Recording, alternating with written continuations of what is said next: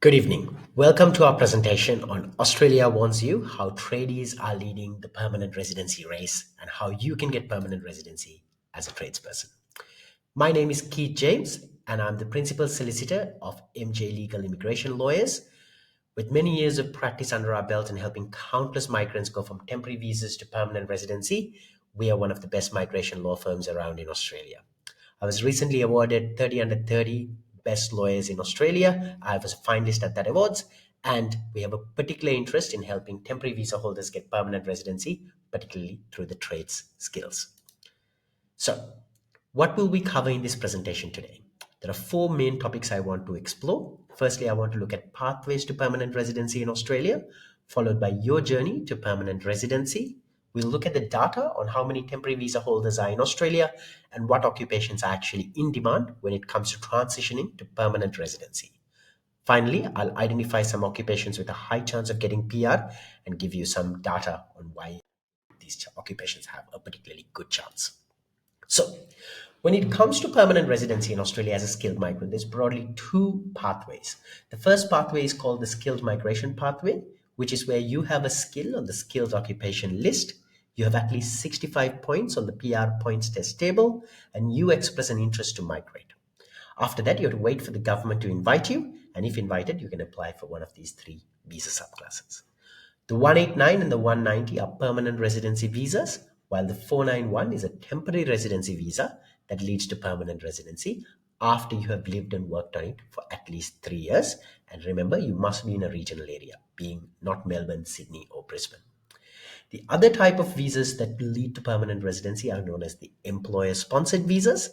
That's where you have a skill on the skilled occupation list, where you have an employer who's employed you to work in that particular skill, and you then get sponsored by that employer to apply for that visa.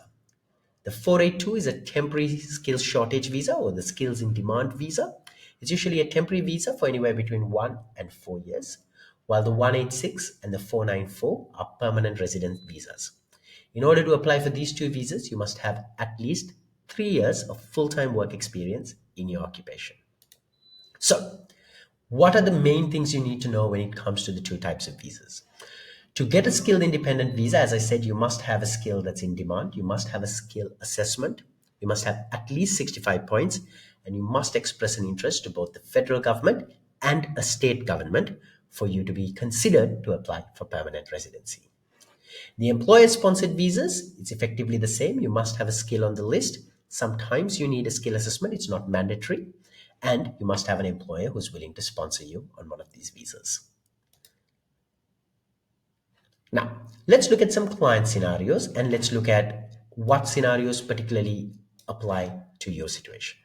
If you're currently doing a diploma that does not lead to a skill assessment, so if you're on a student visa and you're studying a diploma, let's say a diploma of IT, for example, that does not lead to a skill on the skilled occupation list, my recommendation would be to consider changing that course to a construction trade course because that leads to a skill on the long term skilled occupation list and potentially would lead to a 485 visa, that's the post study work visa or the graduate visa, that can then lead to you getting a skill assessment by completing the job ready program.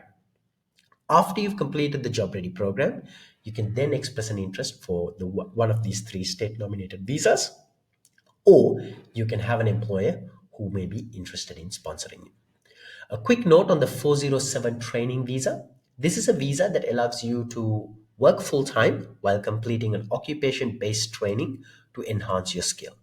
It's a good visa if you are somebody who does not have at least 1 year of work experience in your field and has only has study experience in your field, or you have a job that does not still pay you the consolidated skilled income threshold, which will be at 77,000 plus super or 76,515 plus super from the 1st of July 2025. So the 407 or the 482 can be good options for individuals who are currently studying a diploma level course in Australia on a subclass 500 and want to get employer sponsorships because you cannot secure a state nomination before your visa expires. If you're currently studying a bachelor's course in Australia or a master's program, it's going to be very difficult to change and just study a trade course because of the visa rules that specify that if you are currently studying a bachelor's or master's level program, you can only change to other programs that are at a bachelor's or master's level. So in this situation, one option we can consider is having a parallel enrollment. So that is where we are studying a trade course while also completing our bachelor's or master's program, where you study them to simultaneously on your student visa. The trick here is to complete your bachelor's or master's as well and apply for the 485 post-study visa, and then complete the job ready program using the trade qualification that you had completed. So, for example, if you have done a certificate 3 in carpentry while you're doing your MBA, you can then go on to your 485 visa after you finish your MBA, and then you can do the job ready program, which is a 1 year trade course or working in a trade field. And after you get your skill assessment, you can go for the 190, 491, or the 189 visa by expressing your interest.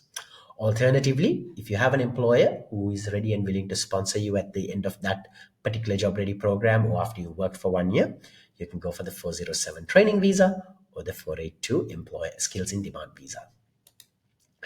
The next option is for individuals who are currently on a 485 visa.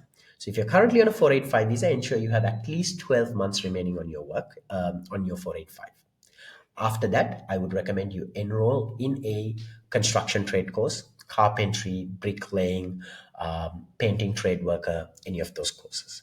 I would also recommend you start working full time as soon as you enroll in the course, because when it comes to employer sponsored visas, you can either use the 1 year of work experience you gain while you're studying that certificate 3 in carpentry, for example, and then you can actually get your employer to sponsor you on a 482. Or if you can't find 12 months of full time work experience, you can consider the 407 training visa. So, those are three potential pathways available to applicants who are either on student visas or 485 visas currently in Australia. Now, I wanted to look at some data because that will really help you understand.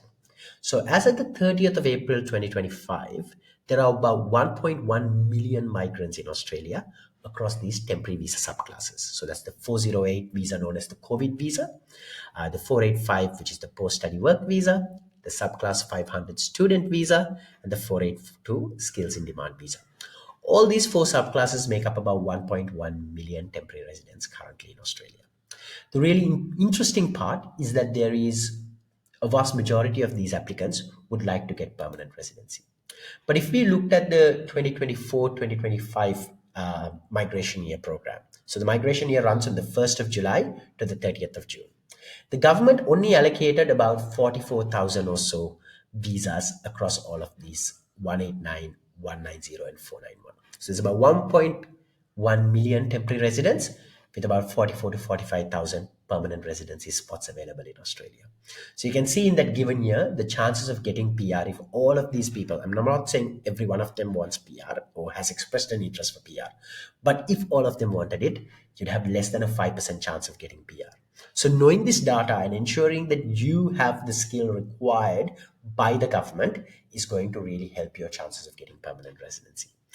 You must remember that the permanent residency program in Australia is there because you are able to contribute to a skill that Australia has in shortage and you're working in that field. So Australia will give you permanent residency because you've actually helped them solve a skill shortage. I've now looked at some courses. I've looked at the trade courses to see how many tradespeople are currently waiting for permanent residency in Australia. So remember, there's 1.1 million temporary residents here. There's about 44,000 to 45,000 permanent residency spots available in the 2024-25 program. And these are a sample of the tradespeople that already have a skill that are waiting to be invited. So you have carpenters at about 2,500. Then you have about 1,900 painters, electronic trades workers after that, electricians, machinists, bricklayers, metal fabricators, solid plasterers, as you can see there is a big drop off here, but these are the number of people who are currently expressed an interest and waiting an invitation in the construction trades field primarily. There are some other trades here as well, but the construction trades are the ones that have the highest demand at the moment because Australia is having a very acute housing shortage. Let's compare and contrast that to some of the white collar occupations. So, if you look at white collar occupations like, let's say, software engineers, civil engineers, accountants, business analysts, marketing specialists, for example, there's 50,000 software engineers. There's about 15,000 marketing specialists. There's about 30,000 accountants who are awaiting invitations across the 190 and 491 visa subclasses. So, a complete change from the trade courses in terms of competition. The number of other temporary visa holders who are waiting for PR in these occupations is much, much greater than the number of tradespeople awaiting permanent residency.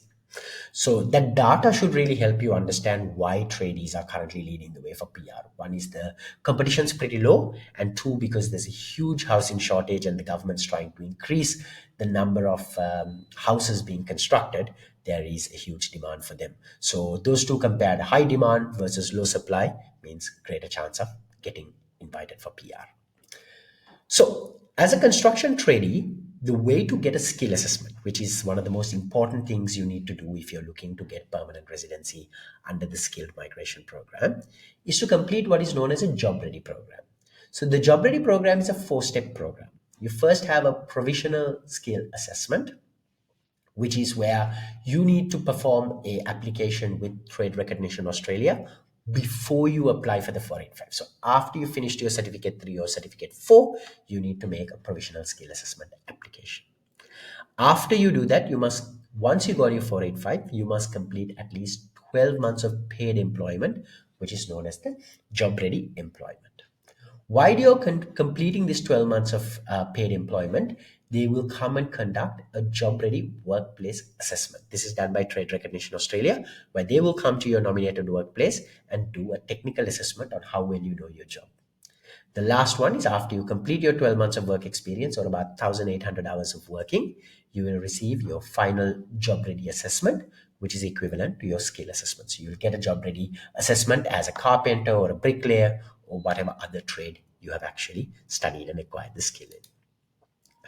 So, how can we at MJ Legal really help you in your journey to permanent residency? Basically, we can assist you in a number of ways. One is if you're looking to start studying a trade course, it's important to ensure that you enroll in a CRICOS certified course only. If possible, my recommendation is to try and enroll in courses that can be completed in 12 months so that you can save your time, unless you need to do the course to become eligible for your 485. So if you come to us, we can actually assess that and help you enroll in the right course. We'll also look and ensure that the course that you study actually leads to permanent residency down the line or leads to a skill assessment in an occupation on the long-term list. The last one is if the occupation you're selecting needs to have a course that's accredited by the skill assessing authorities, we can help you there. So, what we can help with, in addition to helping you enroll in a course at MJ Legal, is we can also help you plan for your permanent residency and take you through the 5-step process that is to get permanent residency. So we can help you enroll in an occupation or enroll in a course that lead to an occupation on the long-term skills list and help guide you through the skill assessment process. We can then advise you on how to maximize your points.